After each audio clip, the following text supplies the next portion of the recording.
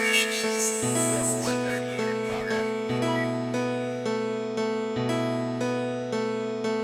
is a dangerous groups that we're dealing with now. It was a nightmare.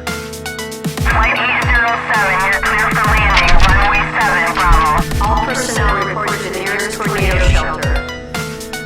This is not a drill. If you need help, then dial your operator. Have no fear, fellow citizens. The Mediator is here. Good morning and welcome to this week's edition of The Mediator with me, your host, Brian West, here to give you the top 8 headlines and developing news stories that made in this week. Now, as usual, I'll give you the top 8 local headlines and developing news stories that made in first, followed by a movie clip, a skit, a trailer, or something that's going on in the community, or maybe some pictures.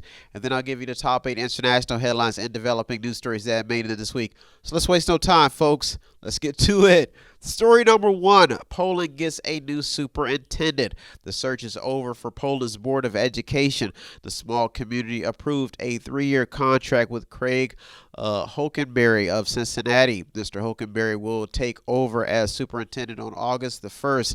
Like other local districts, Poland is always looking for a few good men and women to serve the community. That's why story number 1 made it this week. Story number 2, Ohio lawmakers homing in on the Electric Vehicle Commission. House Bill 292 creating a sales tax exemption for electric vehicles is just another argument brewing locally about favors and incentives given to businesses that claim to be environmentally friendly while also soliciting jobs. Now, one international article that made it in this week focusing on how the demand for lithium-ion batteries is causing a high demand for Times buckwheat. Now, the article explains Times buckwheat is a plant.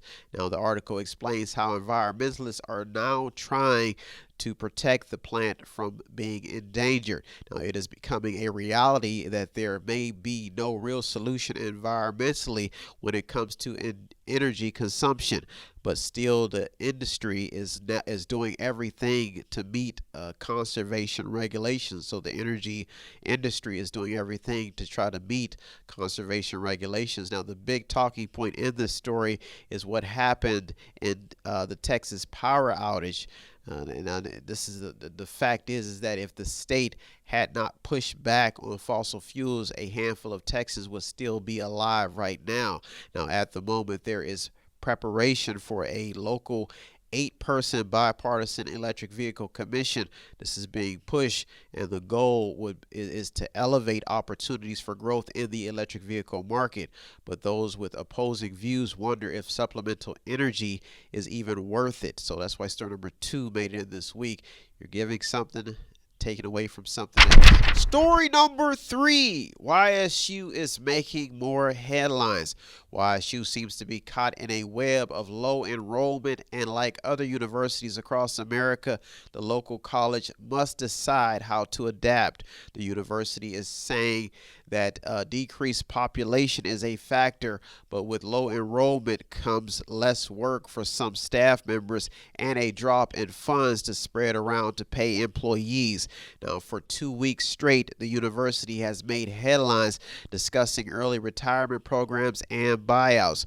No article has mentioned COVID-19 as a factor when it comes to universities across the country having to deal with this issue.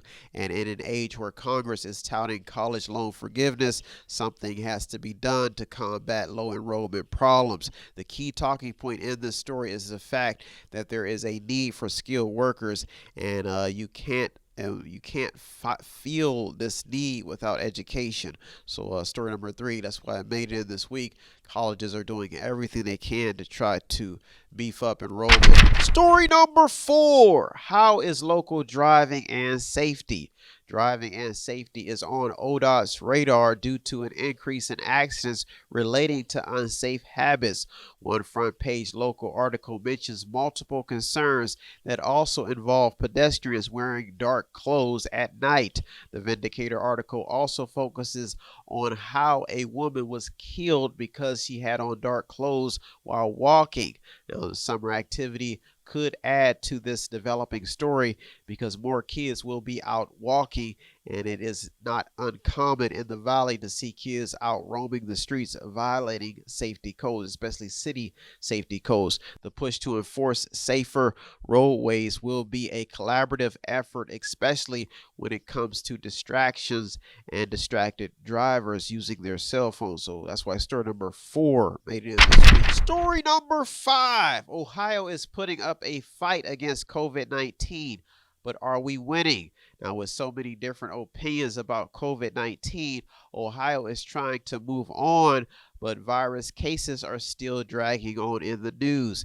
Now, the job market seems to have been affected the most as the state tries to rebound economically. Either way, most Ohioans are moving on. Now, as new information comes in every day, it's very hard to say who is winning, with the death toll being so high and the new saga brewing about where the virus came from and the vaccine drama that comes along with it. Now, one talking point in this story is the fact that on May 7th, Valley facilities reported an uptick in cases for a second week. COVID-19 doesn't seem to be leaving the news anytime soon, and that's why story number 5 made it to the top 8 this week. Story number 6. Judging the governor during the pandemic. 2022 is just around the corner, and Governor DeWine will be eligible to run for re-election for a second term. But the bulk of DeWine's re-election will be centered around how he has handled the pandemic. Mike DeWine will also have to address the decline in the state's population and accountability when it comes to state spending. Now, Governor DeWine has been all over the place trying to lead the state back to some form of normality, but COVID-19 just won't seem to leave the headlines. Now, as some Democrats and Republicans try to work together after Trump, it will be interesting to see how a DeWine re-election campaign unfolds. At the moment, Governor DeWine is being judged by how he is handling the pandemic. That's why story number 6 made it in this week. Story number 7 in the top 2 local headlines and developing news stories that made it this week. Calm and collective this week, breezing through every story. COVID-19 aid money has been spread all across Ohio, but what for? COVID-19 aid money is being spread all across Ohio, and oversight boards, accountability firms, and even banks are cashing in on ways to get people the aid that they so much deserve and need. Now, analysts all over the country are duking it out over live radio and TV about government spending and inflation. The game is real, folks. People are hoarding cash, getting taxed, and locally government spending is off the charts. Now, behind the scenes, people are also misusing funds, and some funds are being put to good use, so it's depending on which side of the fence you're on. Now, as local politicians and leaders use this to their advantage at the polls, observers remain critical about how this will affect the local bottom line when it comes to the future. The story is still developing, and that's why I made it to the top 2 this week. Be careful and be safe out there. And be thankful that you live in a country that gives aid to its people. Story number 8 and the top local headline and developing news story that made it this week. Top. Will earmarks help the valley? Pork spending, as they call it in Congress. Congressman Bill Johnson and Congressman Tim Ryan made headlines this week discussing the bulk of what is known as pork spending. Now, the discussions in this report are centered around how districts are watching dollars pour in to stimulate their economy. Now, and also in the meantime, in the process, put people to work, but observers are concerned about accountability for all of these spending programs. Now, a total of $1.4 trillion is set to be spent throughout communities across the country to improve facilities and create jobs. One talking point in this story is that earmarks were banned back in 2011 because of speculation of abuse and lack of oversight. The reality is that government spending creates jobs, And this is the leverage being used in the argument between Democrats and Republicans when it comes to big government. But the question at the end of the day is, will this help or hurt the valley in the long run?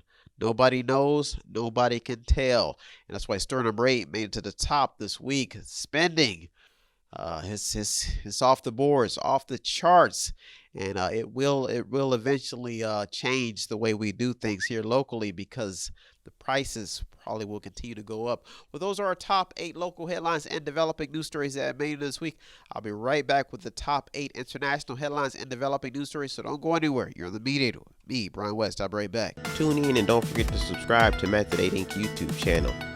You can also watch free public entertainment. And don't forget to show some support by visiting www.method8inc.com by buying something, clicking something, watching something, or just reading something.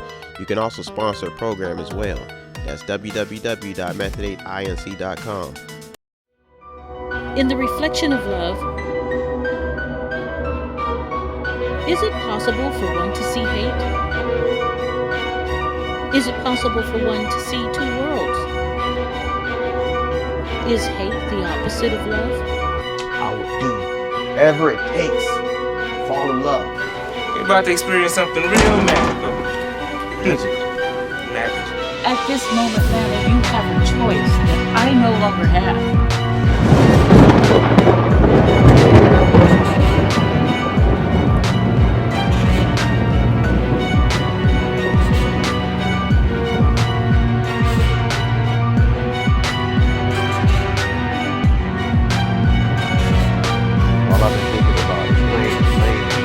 That's impossible. Oh no, she did it. If she hadn't, the sun wouldn't have come out. They keep on saying, make the move, say the Well, hurry it up. You know rush hour comes in the afternoon. Lana, I can worry about you. Haven't you noticed how dark it is around here lately?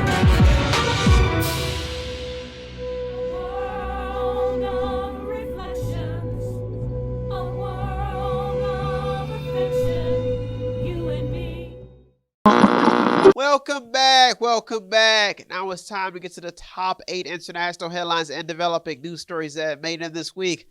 Folks, are you tired of COVID-19? Tired of everyday depression and anxiety? Well, folks, I'm here to give you a calm and collective attitude filled with mediation and news. A program boxed up just for you.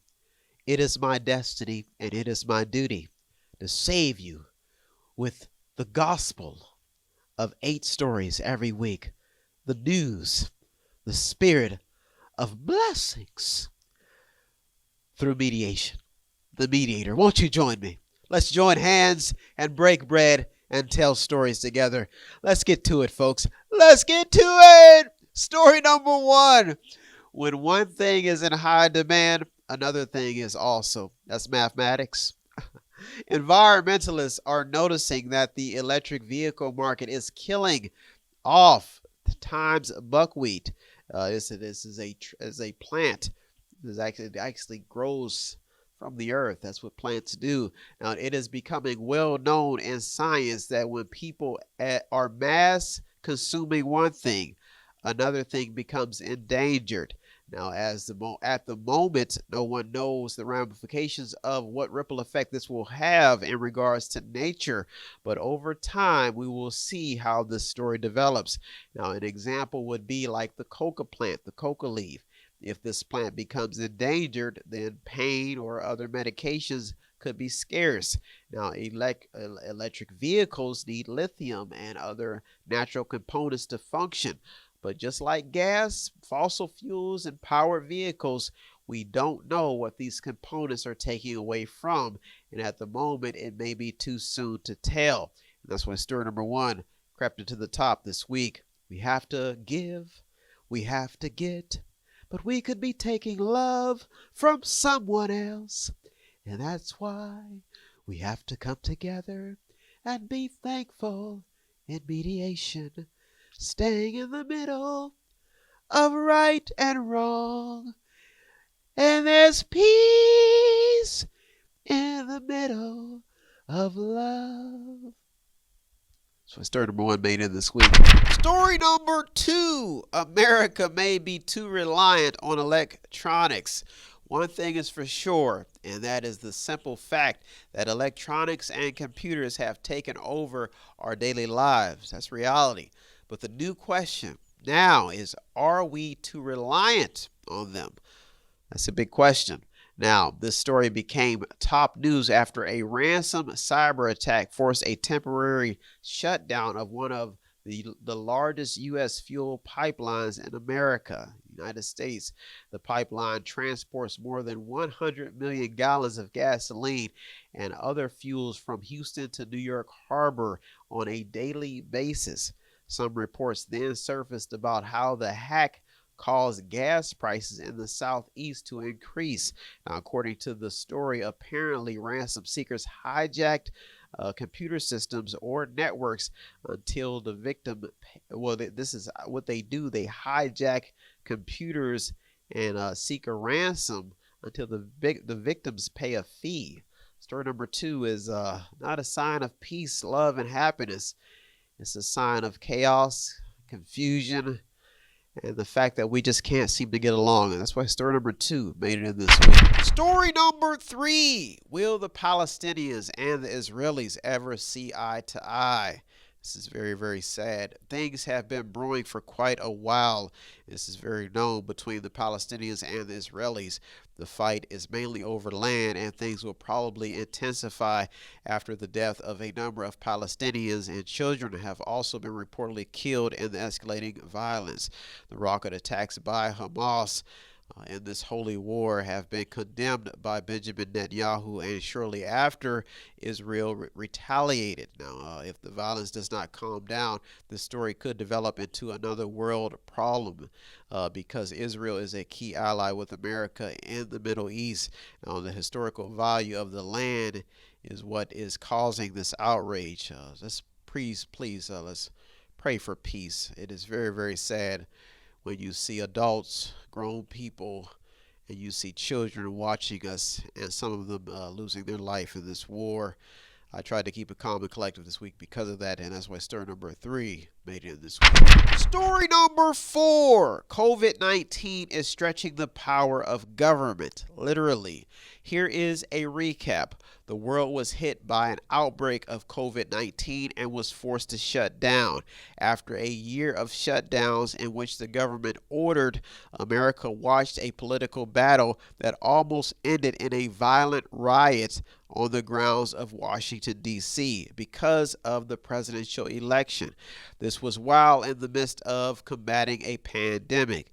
The government then came to the aid of almost every legitimate business owner and jobless person.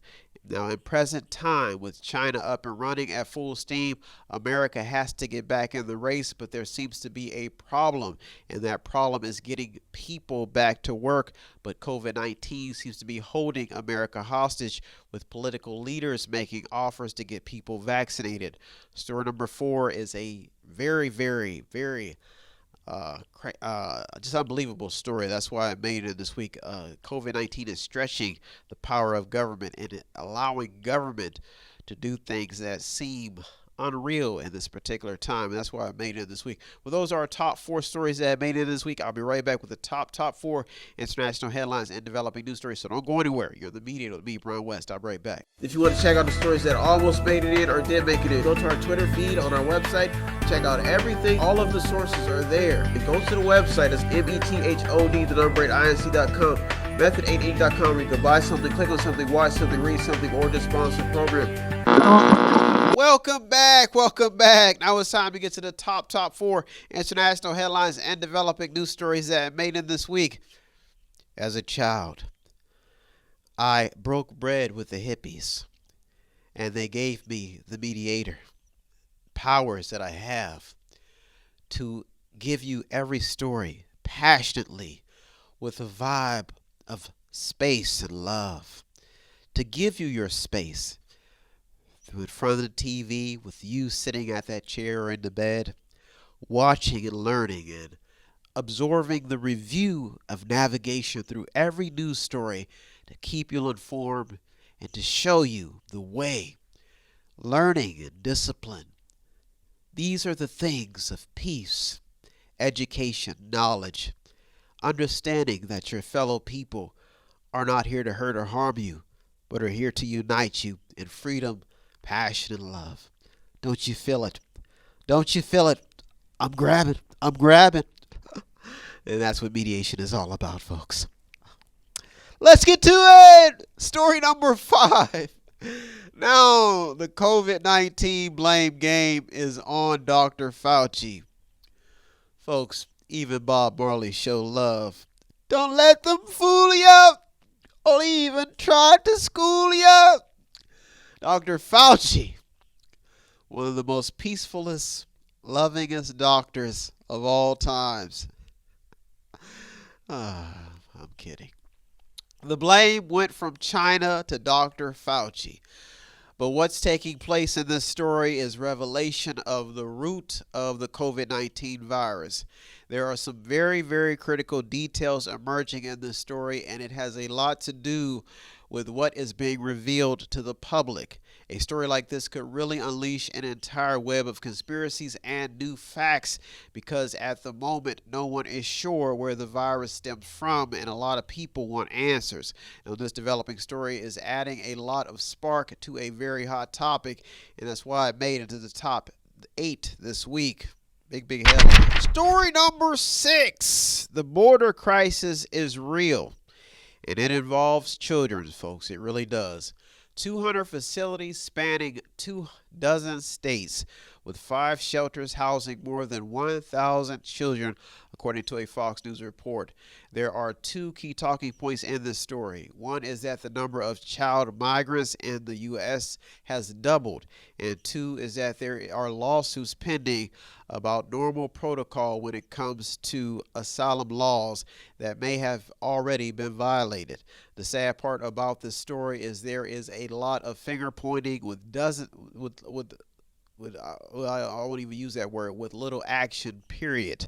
Now, the Biden camp is blaming Trump's aggressive stance, and the Trump camp is blaming Biden. But the reality is that nothing is getting done, and the real people responsible for this problem haven't been in any major news report. That is the people in these people at the border, their leaders in their country. Now, here are some talking points in this story. One report says that Biden spent $3 billion on migrant facility contracts. That means, I guess, he's using taxpayer money to try to do something about this problem. But once again, the leaders of the country where these people are coming from, not in sight, not in any report.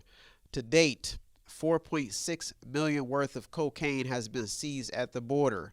That's bad news. Border police also found 4 migrants under the age of 7 who were abandoned. They were found by a Texas farmer.